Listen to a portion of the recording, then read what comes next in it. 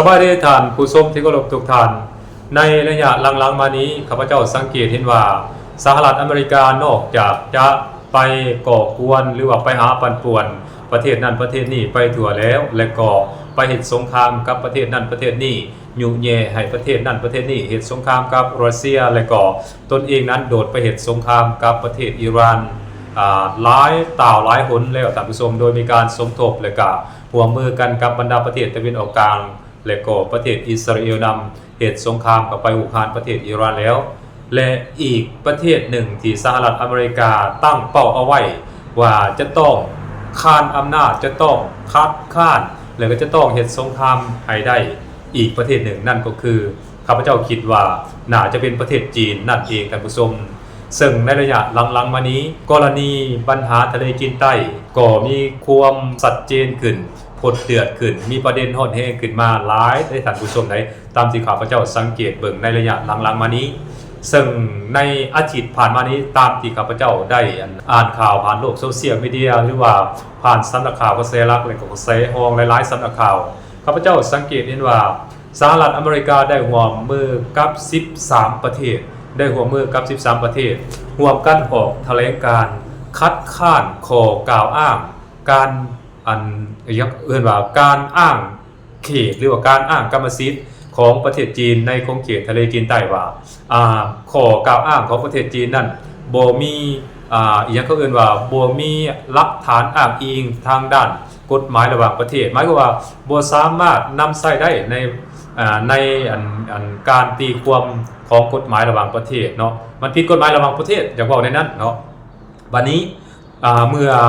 อเมริกากับ13ประเทศนั้นได้ออกแถลงการร่วมกันคัดค้านต่อการอ้างสิทธิ์ของประเทศจีนไปเป็นที่เรียบร้อยแล้วในนั้นก็รวมมีประเทศอินโดนีเซียฟิลิปปินส์ไต้หวันญี่ปุ่นอีกอย่างต่างๆนี่เลยเนาะซึ่งประเทศเหล่านี้ก็เป็นปรปักษ์กับประเทศจีนอยู่แล้วและบังเอิญมีประเทศสหรัฐอเมริกานี้โดดเข้ามายุแย่ให้บรรดาประเทศเหล่านี้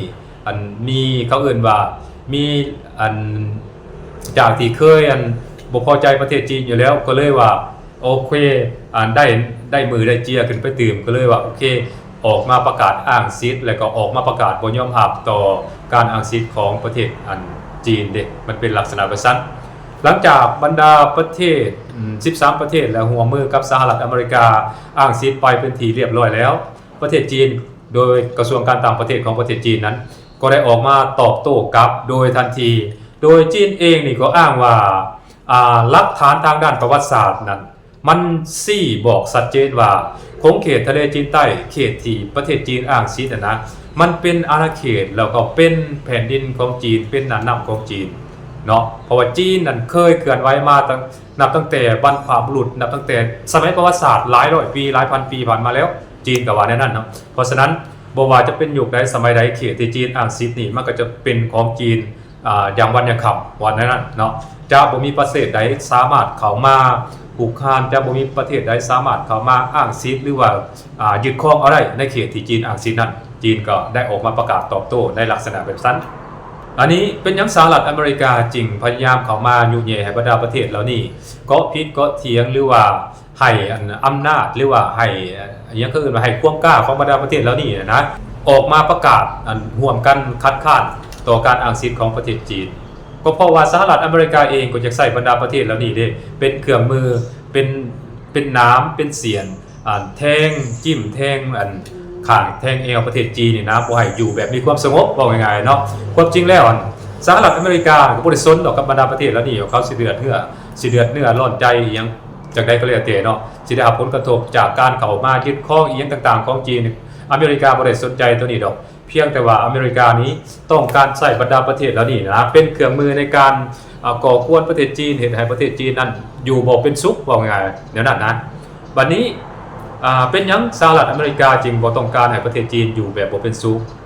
เหตุผลมันก็สืบเนื่องมาจากว่าสหรัฐอเมริกานั้นเวลานี้น่ะเห็นจีนเป็นศัตรูแล้วท่านผู้ชมสหรัฐอเมริกาเห็นจีนเป็นศัตรูแล้วเพราะว่าสหรัฐอเมริกานั้นแนมเห็นว่าเวลานี้การสร้างการพัฒนาต่างๆ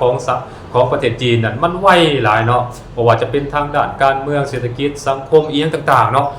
จีนนี่พัฒนาไปได้แบบก้าวกระโดดบ่ว่าจะเป็นด้านค ความมั่นคงหรือว่าด้านการทหารนี่โอ้มันก็ล้ำหน้าทันสมัยไปหลายได้และบางอันนี่ก็ล้ำหน้ากว่าสหรัฐอเมริกาไปแล้วโดยเฉพาะแม่นบรรดาอาวุธยุทโธปกรณ์ต่างๆนี่โอ้ทันสมัยหลายบ่ว่าจะเป็นอย่างก็J20 J35 J36อย่างประมาณนี้เป็นเครื่องบินหายตัวได้เนาะในยุคที่6พุ่นน่ะมันก้าวไปฮอดนั่นแหละนอกจากนั้นถ้าว่าทางด้านการเมืองนี่ก็จีนนี่ปกครองด้วยระบบสังคมนิยมหรือว่าระบบคอมมิวนิสต์ที่อเมริกาน่ะตั้งคำขวัญไว้ชัดเจนเลยว่าโอ้ระบบคอมมิวนิสต์ระบบสังคมนิยมนี้เป็นระบบที่กงกันข้ามกับระบบทุนนิยมแล้วก็เป็นศัตรูกันเพราะฉะนั้นอเมริกายามใดหนึ่งก็หวังอยากโค่นโม่นอยากโค่นล้มอยากทำลายให้ระบบคอมมิวนิสต์หรือว่าระบบสังคมนิยมนี่ล่มสลายลงให้ได้อันนั้นอันหนึ่งอันถัดมาคือ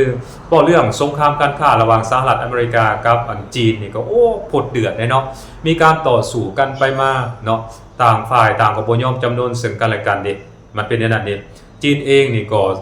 ว่าเรื่องการค้าการขายนี่ว่าง่ายก็ได้เปรียบสหรัฐอเมริกามาโดยตลอดเนาะดุลการค้าคือว่าได้เปรียบสหรัฐอเมริกามาโดยตลอดเห็นบอกมันเป็นอย่างนั้นเด็กเหมือนเป็นอย่างนั้นสหรัฐอเมริกาก็เกิดความบ่พอใจเนาะบังคับให้ประเทศจีนนี่ต้องซื้อสินค้าจากประเทศของตนเองนี่หลายขึ้นเนาะเก็บภาษีสินค้านำเข้าจากประเทศจีนนี่หลายขึ้นจีนเองก็บ่ยอมเนาะจีนเองก็สวนกลับเนาะเก็บสินค้านำเข้าของสหรัฐอเมริกาที่ไปขายอยู่ในประเทศจีนนี่หลายขึ้นเช่นเดียวกันเห็นบ่มันบอกในด้านนี้คันว่าเรื่องทางด้านเทคโนโลยีนี่สหรัฐอเมริกาก็ความบาดประเทศจีนบ่ให้เข้าถึงพวกเทคโนโลยีขั้นสูงของประเทศสหรัฐอเมริกาพร้อมกันนั้นก็ความบาดบ่ให้เด็กน้อยของจีนนี่นะนักศึกษาของจีนนี่เข้าไปเรียนอยู่ในสหรัฐอเมริกาโดยเฉพาะแม่นอยู่ในของเขตเทคโนโลยีของเขตอย่างก็ปัญญาประดิษฐ์พวกนี้สหรัฐอเมริกาสั่งห้ามสถาบันวิจัยต่างๆห้ามบ่ให้ครับเอานักศึกษาของจีนนี่ไปฝึกงานก็ดีไปสอนไปเรียนก็ดีบ่ให้รับเอาเนาะเพราะว่าญาติจีนนั่นเข้ามาลักลอบหรือว่าขโมยเอาความลับทางด้านเทคโนโลยีของสหรัฐอเมริกาไปยังประเทศจีนกลับไปยังประเทศจีนอเมริกาอย่างนั้นเมื่อมันเป็นอย่างนั้นจีนก็ในระยะหนึ่งก็ได้รับผลกระทบหลายได้เนาะโดยเฉพาะแม่นการพัฒนาเทคโนโลยีของจีนก็หยุดชะงักเพราะว่าเมื่อก่อนนั้นต้องอิงใส่เทคโนโลยีของสหรัฐอเมริกาโดยเฉพาะแม่นซิปนี่นะซิปขั้นสูงนี่บ่ว่าจะเป็นซิปในระดับ5นาโนบ่3นาโนบ่นี่สหรัฐอเมริกาบ่ขายให้เด้เพราะฉะนั้นตอนนั้นจีนนี่ก็เดี่ยงได้แต่ว่าจีนเองนี่ก็บ่ยอมจำนนต่อสหรัฐอเมริกาเองก็เช่นเดียวกันท่านผู้ชมจีนได้ตอบโต้กลับจีนตอบโต้กลับแบบใดจีนบ่ขายแห่หายากแห่ธาตุหายากให้กับสหรัฐอเมริกาเพราะว่าแห่ธาตุหายากนี่บังเอิญมันเป็นหัวใจสำคัญในการผลิตสิ้นส่วนอิเล็กทรอนิกส์ต่างๆนะถ้าบ่มีแห่ธาตุหายากจากประเทศจีนเนี่ยตายสหรัฐอเมริกาก็โดยเฉพาะเป็นผลิตซิปก็ดีผลิตอันนี้ก็อื่นว่าเทคโนโลยีเอาอากาศก็ดีโดยเฉพาะเป็นผลิตยนต์ผลิตยานเอาอากาศอย่างต่างๆนี่นอกจากนั้นแล้วก็ยังต้องการเอาไปใส่ในขอบเขตผลิตอาวุธยุทโธปกรณ์พวกอาวุธยุทโธปกรณ์ระบบไฮเปอร์โซนิกอย่างต่างๆระบบป้องกันภัยทางอากาศของสหรัฐอเมริกาล้วนแล้วแต่ใส่แห่ธาตุหายากนำเข้าจากประเทศจีนทั้งนั้นท่านผู้ชมเพราะว่าจีนนั่นเขาเอ่นว่าคุ้มหรือว่าสามารถครอบครองแห่ธาตุหายากประมาณอยู่ 90% ในขอบเขตทั่วโลกนี่เห็นบ่เมื่อจีนบ่ขายแห่ธาตุหายากให้สหรัฐอเมริกาก็เดี่ยงเช่นเดียวกันไปบ่เป็นเช่นเดียวกันเพราะฉะนั้นบางกรณีก็ได้มาง้อมาอ่อนมายอมประเทศจีนว่าโอ้ยอย่าห้ามนักห้ามนะหลายผ่อนสั่นผ่อนยาวเอากันแน่ดิมันเป็นอย่างนั้นเด้จีนกับพรอเมริกากับพรว่าง่ายก็เรื่องสงครามการค้านี่บ่มีไผยอมไผเนาะสงครามเทคโนโลยีนี่บ่มีไผยอมไประหว่างจีนกับสหรัฐอเมริกาโดยเฉพาะสงครามเทคโนโลยีนี้ในระยะหลังๆมานี่สหรัฐอเมริกาก็ได้มาง้อจีนยอมขายเฮดซิปของ Nvidia H200 ให้กับประเทศจีนคืนแต่ว่าลดสเปคลงมาเนาะลดสเปคให้มันต่ำลงมาจากที่อยู่ในสหรัฐอเมริกานี่มันจะสเปคสูงเนาะแต่ว่าส่งขายเอาให้จีนจะลดสเปคลงมาแต่จีนเนี่ยใดจีนบ่ซื้อจีนบอกว่าจีนจะบ่ซื้อซิป H200 จากสหรัฐอเมริกาอีกต่อไปแล้วจีนจะผลิตเองจีนจะฝึกตนเองแล้วบัดนี้จีนต้องการสนับสนุนบรรดาอุตสาหกรรมซิปหรือว่าเทคโนโลยีภายในประเทศของตนเองนี่ให้มีความเข้มแข็งและก็ให้สามารถพึ่งพาตนเองได้สหรัฐอเมริกาเจอคำนี้ของจีนประกาศออกไป ตาข้างและก็เหตุให้บริษัท NVIDIA และก็บริษัทเทคโนโลยีหลายๆแห่งของสหรัฐอเมริกานั้นได้รับผลกระทบไปตามๆกันเพราะว่าในปีหนึ่งนั้นเมื่อก่อนสหรัฐอเมริกาโกยเงินโดยการขายซิปหรือว่าขายเทคโนโลยีต่างๆให้กับประเทศจีนนั้นประมาณอยู่ 20,000 ล้านดอลลาร์สหรัฐท่านผู้ชมต่อปีได้ต่อปีเห็นบ่หลายปานนั้นเมื่อมันตลาดจีนมันขาดหายไปก็เฮ็ดให้บริษัทเทคโนโลยีเหล่านั้นของสหรัฐอเมริกาสูญเสียรายรับเป็นจำนวนมหาศาลเด้มันเป็นในนั้นเองว่าเรื่องเทคโนโลยีเนาะบัดนี้สิ่งที่สหรัฐอเมริกาย่านกลัวประเทศจีนแท้ๆน่ะความจริงมันก็มีหลายด้านอยู่แล้วท่านผู้ชมแต่ว่าสิ่งที่ประเทศสหรัฐอเมริกาย่านกลัวประเทศจีนแท้ๆน่ะมันมีประมาณอยู่ 3-4-5 อย่างนะตามที่ข้าพเจ้าสังเกต1มาเลยคือขนาดใหญ่ความไวความใหญ่เนาะจำนวนประสิทธิภาพความอดทนอีกอย่างต่างๆพวกนี้อเมริกาย่านจีนตัวนี้เพราะว่าจีนนี่นะว่าเรื่องการพัฒนานี่บ่ว่าด้านใดก็แล้วแต่เนาะจีนพัฒนาไปไวหลายได้บ่ว่าจะเป็นด้านการเมืองเศรษฐกิจสังคมการทหารอีกอย่างต่างๆนี่จีนนี่พัฒนาไปไวแบบก้าวกระโดดเนาะถ้านับนี่จาก1-10นี่จีนนี่เริ่ม8พุ่นแหละกันสิว่าเนาะพัฒนาอีกอย่างต่างๆก็เนาะเศรษฐกิจนี่จีนเนี่ยในหลายๆด้านนี่ก็ถือว่าพัฒนาแบบก้าวกระโดดแล้วก็ไวกว่าสหรัฐอเมริกาบางอันก็กว่าสหรัฐอเมริกาแล้วอันนึงนอกจากความไวแล้วบัดนี้จำนวนหรือว่าขนาดจีนนี่บ่แม่นสิผลิตออกมานี่ผลิตจำนวนน้อยเด้อท่านผู้ชมบ่แม่นผลิตจำนวนน้อยจีนผลิตออกมานี่เป็นจำนวนมหึมาเป็นจำนวนมหาศาลเนาะล้นตลาดโลกก็ว่าได้ผลิตออกมาเฮ็ดให้สามารถส่งขายไปยังประเทศต่างๆในขอบเขตทั่วโลกได้ในระยะเวลาอันใกล้ในระยะเวลาอันไวเห็นบ่สามารถสนองให้ประเทศต่างๆได้อันนี้คืออันขนาดหรือว่าจำนวนมันหลายอีหลีเนาะใช้เวลาจ่อๆนะผลิตออกมาเป็นจำนวนหลาย2มาเลยเว้าเรื่องคุณภาพเมื่อก่อนนี่อาจจะเว้าเรื่องคุณภาพสินค้าที่ผลิตจากประเทศจีนนี่อาจจะบ่ได้ประสิทธิภาพหรือว่าอาจจะบ่สู่คุณภาพของสินค้าตะวันตกแต่ว่าปัจจุบันนี้สินค้าของประเทศจีนน่ะมันก็พัฒนาดีขึ้นได้ตามที่ข้าพเจ้าสังเกตเพราะว่าหลายๆสิ่งหลายอย่างบรรดาโรงงานอยู่ในประเทศจีนเวลานี้นะแม่นใช้หุ่นยนต์ในโรงงานอุตสาหกรรมต่างๆน่ะเป็นตัวควบคุมการผลิตเนาะบ่แม่นมนุษย์เนาะมนุษย์เพียงตั้งแต่บัญชาการเครื่องจักรซื่อๆนะส่วนว่าเฮ็ดเวียกเฮ็ดงานแท้ๆน่ะแม่นเครื่องจักรพุ่นเด้เป็นผู้เฮ็ดเพราะฉะนั้นนอกจากความไวนอกจากผลิตได้จำนวนหลายแล้วเดี๋ยวนี้อย่างก็เอื่นว่าประสิทธิภาพนะของผลิตภัณฑ์จากประเทศจีนก็ยังมีประสิทธิภาพดีขึ้นไหนพัฒนาขึ้นหลายเนาะเป็นที่ยอมรับหลายๆจากหลายๆประเทศแล้วรวมทั้งสหรัฐอเมริกานะอันนี้คือสิ่งที่สหรัฐอเมริกาอยากและที่สำคัญคนจีนนั่นมีความอดทนมีใจหนักสู้ว่าง่ายๆเนาะมีจิตใจหนักฆ่าหนักขายเนาะเห็นบอกอดทนต่อความทุกข์ยากได้ดีกว่าชาติตะวันตกได้ดีกว่าชาติอื่นๆคนจีนเป็นคนเฮ็ดเวียกหนักเขาเฮ็ดเวียกหนักเพราะฉะนั้นเขาจึงประสบความสำเร็จเด็ดเพราะฉะนั้นใน 2-3 เรื่องที่ข้าพเจ้าเล่ามาเนี่ยนะบอกว่าจะเว้าเรื่องความไว